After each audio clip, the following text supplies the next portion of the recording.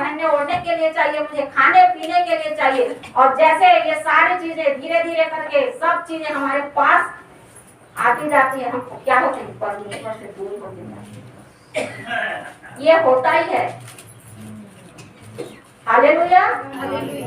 परमेश्वर से हमारी दूरी जो है होते जाती है। जैसे जैसे हम संसार की चीजों में लिप्त होते जाते हैं, परमेश्वर से हम दूर होते जाते हैं। लेकिन हमारा परमेश्वर नहीं चाहता कि हम उसे छोड़कर दूर, है ना।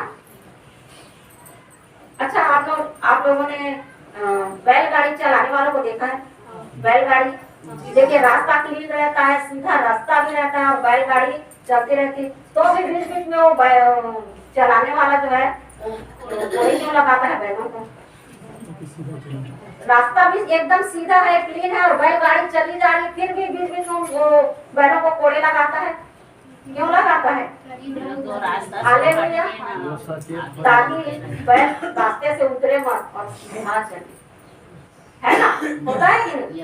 रास्ता क्लीन दिखते रहता है, बैलगाड़ी सीधा उसमें चलते रहे, है ना। बैल जो है दौड़ते रहते हैं, फिर भी बीच बीच में उन्हें कोड़ा पड़ते ही रहता है। ठीक उसी प्रकार हमारे अनंत जीवन के लिए, हमारे उस अद्भुत जीवन के लिए, ताकि हम भटक न जाएं, हम सीधे मार्ग में, जिस मार्ग में हम दौड़ रहे हैं, चले जा रहे हैं, हम थोड़ा सा इधर या उधर मत उतरे। इसके लिए परमेश्वर जो है हमें भी कोड़े लगाता है। हालेलुया। और यदि वो कोड़े ना लगाए तो जाहिर सी बात है, हम या तो इधर गिरेंगे या उधर गिरेंगे। हमें बचाने के लिए ही हमारा प्रभु जो है हमसे इतना अधिक प्रेम करता है कि हमें बचाने के लिए ही हमारी मार्गों को सीधा, है ना, हमारी आंखों को सीधा रखने के लिए हमें क्या करता है, कोड़े लगाता है। हालेलुया। बहुत ही अद्भुत बात है। देखिए, एक वचन और है जो यूहन्ना 15 में है और आप सभी ने पढ़ा होगा कि जो डाली मुझ में है और नहीं फलती वह उसे काट डालता है, और जो डाली फलती है उसे और काटता और छांटता है। हालेलुया। क्यों काटता और छांटता है? ताकि वह और फले, और अधिक फले और बहुत ज्यादा फलवंत हो। हालेलुया। ठीक उसी प्रकार हमारा परमेश्वर भी हमारे साथ बर्ताव करता है। 9 को पढ़ेंगे इसी का। तब उसकी स्त्री उससे कहने लगी, नहीं अभी पढ़ाई इब्रानी 12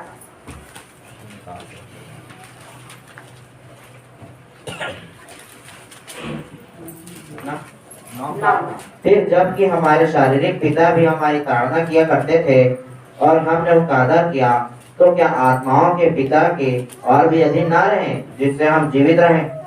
हाँ, देखिए 9 में लिखा है, फिर जबकि हमारे शारीरिक पिता भी हमारी ताड़ना किया करते थे, तो भी हम उनका आदर करते, है ना। ये होता है कि नहीं?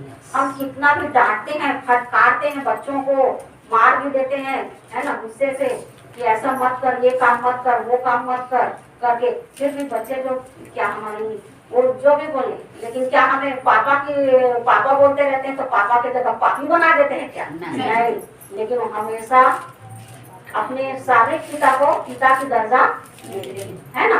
तो क्यों हम अपने आत्मिक बाप, अपने आत्मिक पिता की और ज्यादा आदर क्यों ना करें, है ना। लेकिन ऐसा नहीं हो पाता है। क्या होता है, जब कोड़ा पड़ता है ना तो बहुत लोग भटकने की कगार में जाते हैं। जब तकलीफ आती है ना, देखिए जब तकलीफ आती है, प्रार्थना कराए, एक बार प्रार्थना कराए किसी पास्टर से, चंगाई नहीं मिलती है। और मैं सही बात बताती हूँ, जब परमेश्वर का कोड़ा जब पड़ता है ना, तो एक बार क्या 1000 बार भी प्रार्थना करवाएंगे ना, कुछ नहीं होता।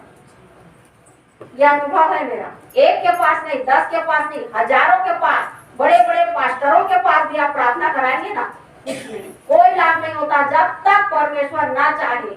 हालेलुया। ये होता है। एक बार प्रार्थना कराए कुछ नहीं होता, 2 बार प्रार्थना कराए कुछ नहीं होता, और प्रार्थना कराते कराते ही उनका जीवन ऐसा ही चलते रहता है, कोई भी लाभ नहीं होता, उन्हें कोई चंगाई नहीं मिलती। तब वो सोचने लगते हैं कहाँ में प्रभु में आ गए, केवल अच्छा नहीं में बनी जीवन में रहते, वो में ज्यादा सुखी रहते, इस प्रकार से सोचने लगते हैं और परमेश्वर की निंदा शुरू कर देते हैं। हालेलुया। लेकिन ये बहुत ही मतलब बुरी बात है कि एक मसीही जन भी अपने परमेश्वर पर भरोसा रखना को छोड़ के उसकी मुंह पर ही निंदा शुरू कर देते हैं। हालेलुया।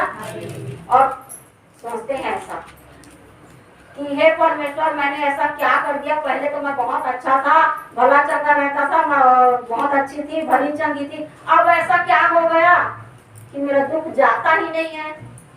इतना प्रार्थना करा ली, क्या बात है, कैसे बात है, लेकिन उस चीज को सोचना नहीं चाहते कि यह दुख मेरे ऊपर क्यों आया है, क्योंकि परमेश्वर ने दुख और सुख को एक संग रखा है। हालेलुया। इसने सुख ही नहीं दिया है, सुख ही सुख हर तरफ नहीं दिया है, लेकिन उस दुख में भी हमारा क्या होता है, भला होता है, सुखी हम क्या होते हैं, आगे को सुखी होते हैं। हम सोचना नहीं चाहते, लेकिन तुरंत निंदा शुरू कर देते हैं परमेश्वर की। हालेलुया। इसी चीज को जानना है। देखिए, कुछ भी आर्थिक परिस्थिति आती है तो हे प्रभु, मैं तो इतना प्रार्थना कर करके अपना बिजनेस करता हूँ, अपने कार्य को करता हूँ, फिर भी मुझे कोई लाभ नहीं। ऐसा क्यों कर रहा है प्रभु, ऐसा क्या है प्रभु? वो शुरू हो जाते हैं, फिर उसके बाद प्रार्थना में भी मन नहीं लगाते, कोई दुआ प्रार्थना नहीं, संगति से भी भटकते चले जाते हैं और पूरी रीति से क्या होते हैं, परमेश्वर से, अपने मसीही जीवन से अलग हो जाते हैं। हालेलुया। लेकिन यही चीज हमारा परमेश्वर हमसे नहीं चाहता। वो हमें पुत्र जानकर हमारे साथ बर्ताव करता है। यदि वो पुत्र नहीं जानता ना, तो क्या होता, हमें विचार की संतान ठहराए जाए। हालेलुया। क्या आप चाहते हैं कि आप अपने पिता की नहीं, लेकिन वो विचार की संतान ठहराए जाए? कोई भी बेटी बेटा नहीं चाहता कि वो किसी गलत की संतान ठहराया जाए, है ना। हम भी देखिए क्या होता है, हम भी डांटते हैं अपने बच्चों को, फटकारते हैं, अपने ही जन्माए बच्चों को डांटते और फटकारते हैं। दूसरे के बच्चों का क्या हम अधिकारी रखते हैं कि उसे डांटे और फटकारें? क्यों नहीं डांटते हम दूसरों के बच्चों को? क्यों नहीं उसे समझाते? हाँ, जो हमारे घनिष्ठ होता है, जिसका आना जाना बराबर लगा रहता है, उसे हम समझा देते हैं। लेकिन जिस रीति से हम अपने बच्चों की ताड़ना करते हैं, क्या हम पड़ोसी के बच्चों की कर सकते हैं? दूसरे के बच्चों की कर सकते हैं? क्यों नहीं कर सकते? क्योंकि हम अपने बच्चों के पूरी रीति से, अपने जन्माए हुए बच्चों के क्या है, अधिकारी हैं। दूसरे के बच्चों के अधिकारी नहीं है। ठीक उसी प्रकार हमारा परमेश्वर भी हमें अपना अधिकार समझकर हमारे साथ क्या करता है, बर्ताव करता है। हालेलुया। हमारे प्रभु को कोई खुशी नहीं मिलती है हमें दुख देकर, लेकिन जब तक हमें कोड़े नहीं पड़ता ना, समझ में नहीं आता, क्योंकि मनुष्य जाति ये ऐसी टेढ़ी जाती है कि सीधे सीधे बातों से उसे समझ में ही नहीं आता, तुरंत बेईमानी पर उतर जाता है। हालेलुया। इसलिए परमेश्वर को भी क्या करना पड़ता है, मूल्य टेढ़ा करना पड़ता है, ताकि हम भी उसे जाने और समझे। देखिए, अय्यूब ने कितना सुंदर बात को कहा है कि जिस परमेश्वर के हाथ से हम सुख को लेते हैं, दुख को क्यों नहीं, उसके साथ हम दुख में भी भागी क्यों न हो। इसलिए हर परिस्थिति में हम उसमें बने, अपनी हिम्मत को, अपने साहस को न छोड़ें, क्योंकि परमेश्वर हमेशा हमारे संग और साथ रहता है। जब हम इस बात को मानते हैं ना, तो धोखा में ना रहें कि परमेश्वर हमारे साथ नहीं है। आज इस जगह में, इस भवन में हर बार परमेश्वर की उपस्थिति रहती है। कौन कौन इस बात को मानते हैं? बिल्कुल, परमेश्वर की उपस्थिति यहाँ रहती है। भले हम उसे देख नहीं पाते, लेकिन उसे महसूस कर सकते हैं। जो आत्मा से भर जाए ना, वो महसूस कर लेता है कि परमेश्वर की उपस्थिति यहाँ रहती है, और वो हरेक की मनों की बातों को जानता है। हालेलुया। और हरेक के लिए उपाय भी करता है। आइए और पढ़ेंगे, आगे बढ़ेंगे। इसी का 10वां वचन को पढ़ेंगे, इब्रानी का। वे तो अपनी अपनी समझ के अनुसार थोड़े दिनों के लिए ताड़ना करते थे, पर वह तो हमारे लाभ के लिए करता है कि हम भी उसकी पवित्रता के भागी हो जाएं। देखिए, वे तो अपनी समझ के अनुसार, माँ बाप जो है, शादी माँ बाप जो है, अपनी समझ के अनुसार थोड़े दिनों के लिए ताड़ना करते हैं, लेकिन जब बच्चा बड़ा हो जाता है तो भाई अब तो ये समझदार हो गया, फिर भी माँ बाप अपने जीते जी, अपने बुढ़ापे तक बच्चों को, जो उनकी दृष्टि बच्चे में कितने भी बड़े हो जाए क्या रहते हैं, बच्चे ही रहते हैं। और उसे सिखाते हैं क्योंकि उन्हें क्या होता है, तजुर्बा होता है ना। पके हुए बाल जो क्या होते हैं, शोभायमान मुकुट होते हैं, आदर के योग्य होते हैं, लेकिन वो उतारने के योग्य नहीं होते।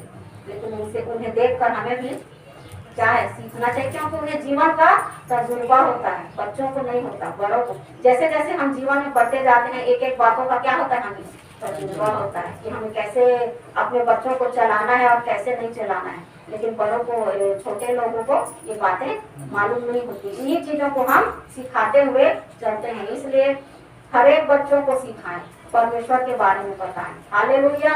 और उसे जरूर डांटें और फटकारें। कोई भी अपने बच्चों को बिना डांट के ना रखें, क्योंकि जो अपने बच्चों को नहीं डांटता,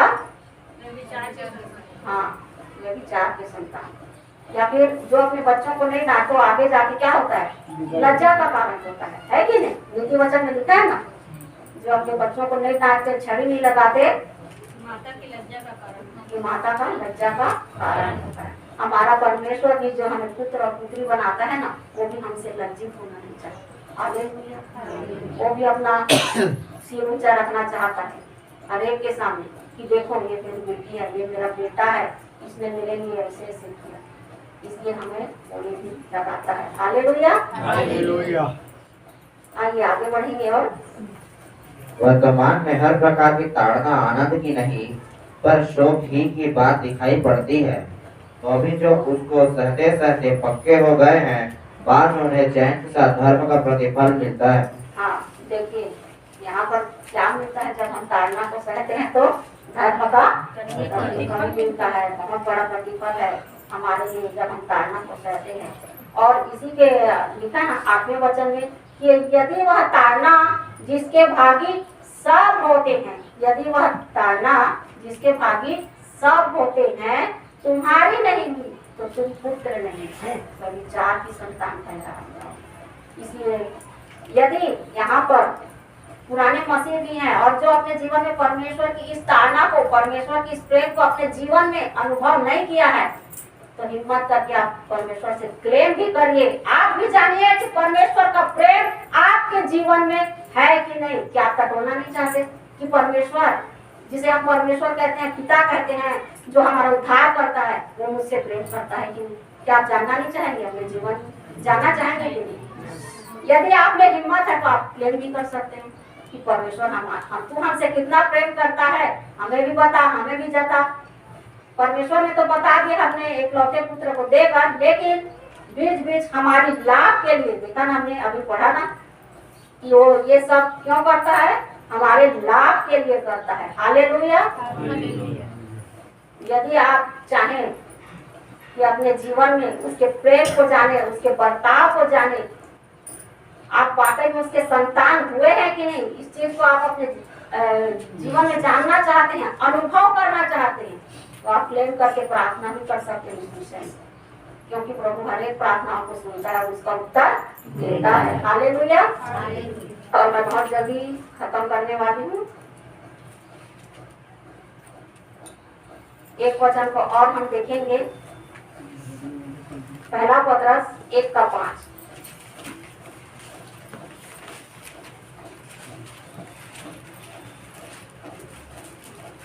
जिनकी रक्षा परमेश्वर की सामर्थ्य से विश्वास।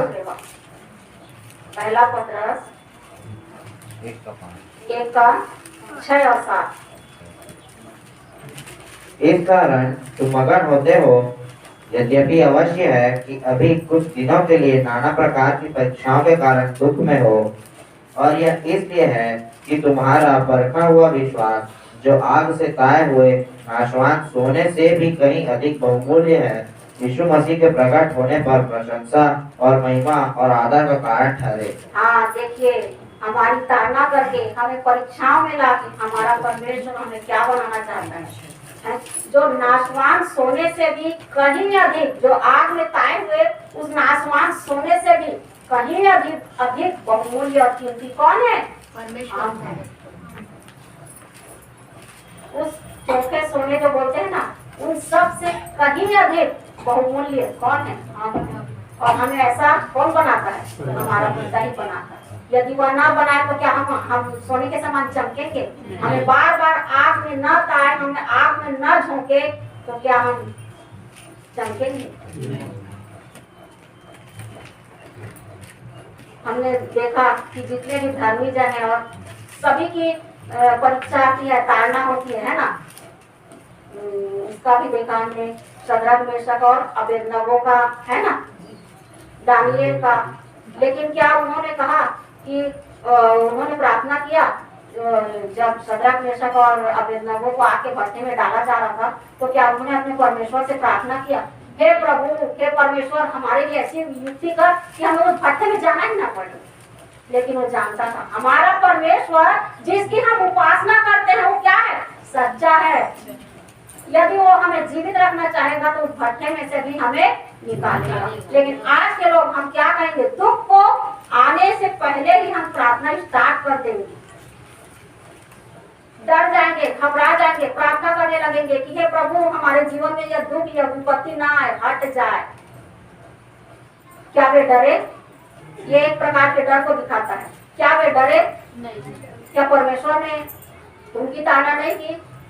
क्या दानिएल की ताड़ना नहीं की? लेकिन वे लोग डरे क्या? बिल्कुल नहीं। लेकिन उन्होंने अपने सच्चे परमेश्वर और उसके प्रेम पर भरोसा रखा और वे जहां उन्हें ढकेला गया वे चले गए। अंत में क्या हुआ? परमेश्वर के उनके द्वारा परमेश्वर की महिमा हुई। हालेलुया।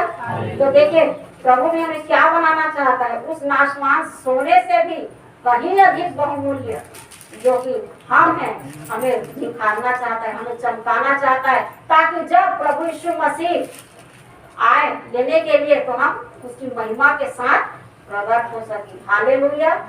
बहुत ही हमें अनमोल और कीमती समझता है, इसलिए हमें क्या करता है? कोड़े लगाता है। और उसकी वाकई में देखा जाए तो उसके कोड़े लगाने को हल्की बात नहीं समझने या किसी भी बात में निराश नहीं होना है, लेकिन उसे दुख समझकर, परीक्षा समझकर क्या करना है? सह लेना है, क्योंकि जिसे वह पुत्र बनाता है उसकी ताड़ना करता है। हालेलुया।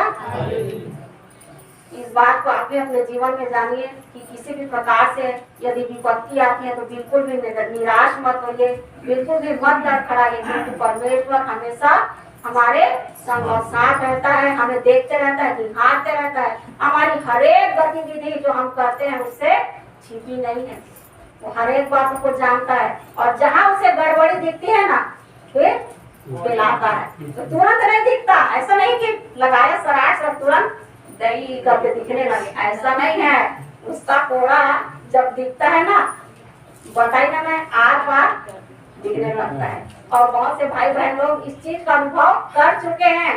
लेकिन उसके बाद जो हमारे जीवन से जो उसकी महिमा होती है वो बहुत ही अद्भुत होती है। क्या आपने जिन जिन लोगों ने उसके ताड़ने की स्वाद को चखा है, क्या उन्होंने अपने जीवन में नहीं जाना कि उसके बाद कैसी हमारी आत्मिक उन्नति होती है? बहुत ज्यादा आत्मिक उन्नति होती है। इतना नहीं, लेकिन इतना जितना हम वर्णन नहीं कर सकते, उससे कहीं अधिक हमारी आत्मिक उन्नति होती है। पहले हम मरी हुई की दशा में रहते हैं परमेश्वर को भी जानकर, लेकिन जब हमें कोड़े लगता है ना, उसके बाद हमारी आत्मिक उन्नति हो जाती है। होती है कि नहीं? क्योंकि अब आपकी हुई कि नहीं हुई? तो अभी आप कैसे आनंदित है कि नहीं?